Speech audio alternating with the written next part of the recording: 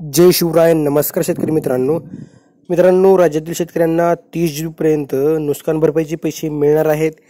याबद्दल एक बैठक देखील घेण्यात आलेली आहे.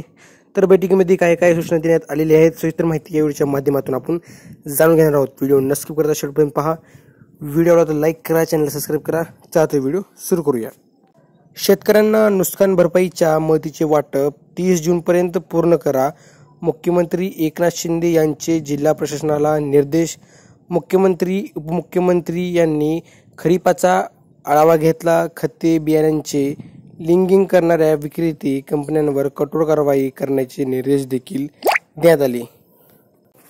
तर मित्रांनो, राज्यातील शेतकरी नागरिक यांना नैसर्गिक आपत्ती शेती नुकसान भरपाईसाठीची मदतीचे वाटप दिनांक 30 जूनपर्यंत पूर्ण करावे, असे निर्देश मुख्यमंत्री एकनाथ शिंदे यांनी आज दिले. शेतकऱ्यांना वेळेवर मदत दिली पाहिजे. क्षेत्रीय अधिकाऱ्यांनी शेतकऱ्यांसाठी घेतलेल्या निर्णयांची अंमलबजावणी तातडीने करावी, असेही मुख्यमंत्र्यांनी जिल्हा प्रशासनाला निर्देश दिले. खते बियाणे यांचे लिंकेज करणाऱ्या विक्रेत्यांबरोबरच कंपन्यांवरही कडक कारवाई करण्याच्या सूचना देखील यावेळी मुख्यमंत्री यांनी कृषी विभागाला दिल्या.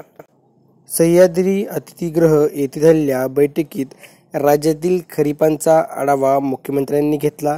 यावेळी उपमुख्यमंत्री देवेंद्र फडणवीस, उपमुख्यमंत्री अजित पवार, महसूल मंत्री राधाकृष्ण विखे पाटील, सहकार मंत्री दिलीप वळसे पाटील, कृषी मंत्री धनंजय मुंडे, पर्यावरण अब्दुल सत्तार, ग्रामविकास मंत्री गिरीश महाजन, मृद व जलसंधारण मंत्री संजय राठोड, मुख्य सचिव डॉक्टर नितीन करीर, मुख्यमंत्र्यांचे अतिरिक्त मुख्य सचिव IS चहल, मुख्यमंत्र्यांचे प्रधान सचिव विकास खारगे, कृषी विभागाच्या प्रधान सचिव V राधा, कृषी आयुक्त रावसाहेब भागडे यांच्यासह विविध विभागांचे अपर सचिव, मुख्य सचिव, प्रधान सचिव उपस्थित होते.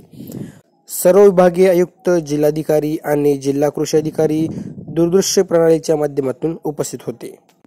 मुख्यमंत्री श्री शिंदे यावेळी म्हणाले, शेतकरी देशाचा कणा आहे. त्यामुळे राज्य शासनाने शेतकऱ्यांच्या समृद्धीसाठी घेतलेल्या निर्णयाची तातडीने अंमलबजावणी करण्यात यावी. राज्य शासन शेतकऱ्याला वाऱ्यावर सोडणार नाही, असे सांगतानाच बांबू लागवड क्षेत्राची वाढ करण्यासाठी जिल्हाधिकाऱ्यांनी प्रयत्न करणे आवश्यक आहे. कृषी विद्यापीठांनी नवीन संशोधनावर भर द्यावा, असे मुख्यमंत्र्यांनी सांगितले.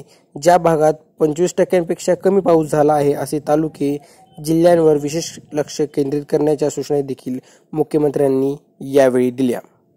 बोगस बियाणे कंपन्यांवर कठोर कारवाई करावी. आपत्ती काळात शेतीच्या नुकसानीच्या पाहणीसाठी सॅटेलाईट तंत्रज्ञानाचा वापर करावा, असे आवाहन देखील उपमुख्यमंत्री श्री फडणवीस यांनी केले. कृषी अधिकाऱ्यांनी क्षेत्रीय स्तरावर जाऊन शेतकऱ्यांना मार्गदर्शन करावे, असे आवाहन देखील करण्यात आले. हवामान विभागाने जुलै महिन्यात जोरदार पाऊस होण्याचा अंदाज देखील वर्तवला आहे. अशा परिस्थितीत आपत्कालीन यंत्रणा सज्ज करण्याच्या सूचना देखील उपमुख्यमंत्री श्री पवार यांनी यावेळी दिल्या. खरीपाच्या काळात शेतकऱ्यांना बियाणे, खते व अन्य कृषी निविष्ठांचा तुटवडा भासू नये, यासाठी कृषी विभागाने परिपूर्ण नियोजन केले आहे. मात्र साठेबाजी किंवा लिंकिंग होत असल्यास अशी तक्रार शेतकऱ्यांनी व्हॉट्सअप ॲपद्वारे या क्रमांकावर करावी, असे आवाहन कृषी मंत्री श्री मुंडे यांनी प्रस्तावित करताना केले.